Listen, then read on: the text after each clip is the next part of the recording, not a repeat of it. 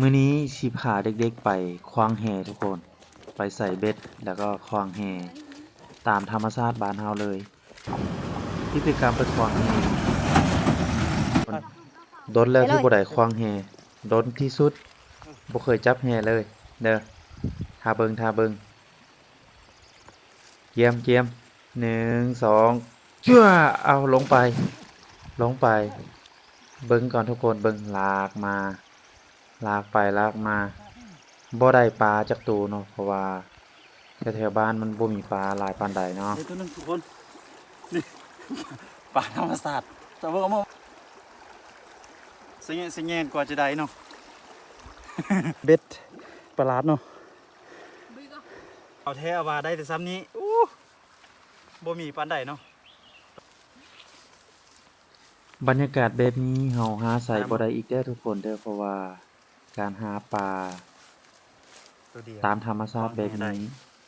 โดนๆจึงได้เฮ็ดกิจกรรมแบบนี้เทื่อหนึงเนาะ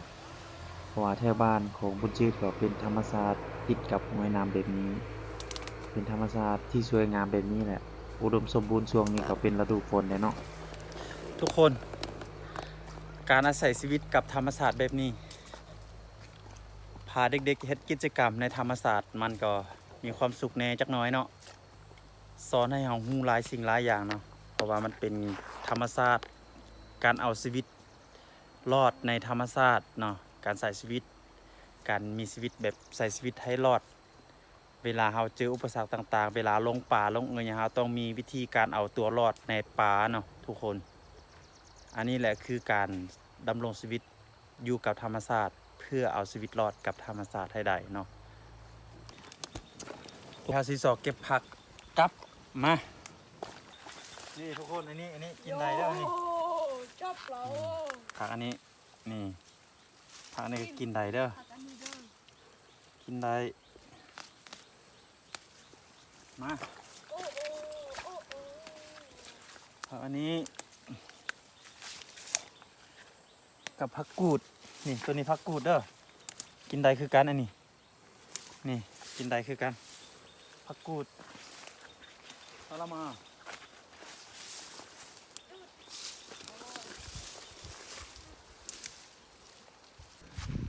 อันนี้กินได้คือกันเนาะทุกคนกินได้คือกันเนาะนี่เนาะนี่ใบนี่นะกับ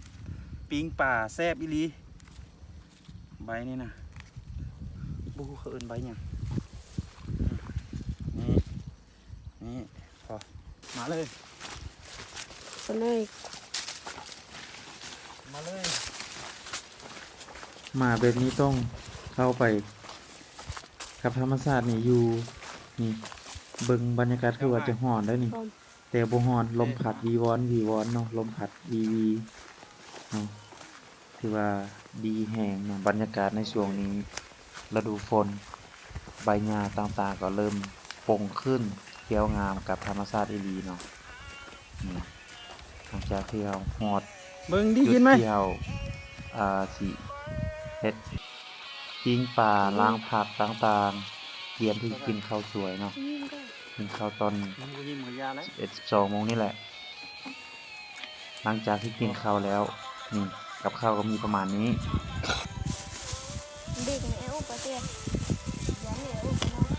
กินข้าวน้ำกันเด้อทุกคน เฮ้ยเฮ้ย ทุกคนมากินข้าวน้ำกันเด้อ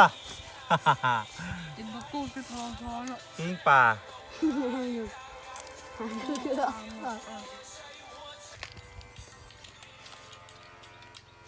เฮ้ย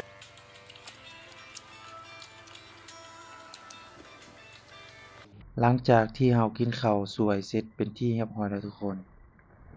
แล้วเราก็ไปต่อไปขว้างแหต่อ เบิ่งว่าสิได้ปลาบ่คิดจะหนีเอาขว้างไปขว้างมาบ่ถึกจักเทื่อ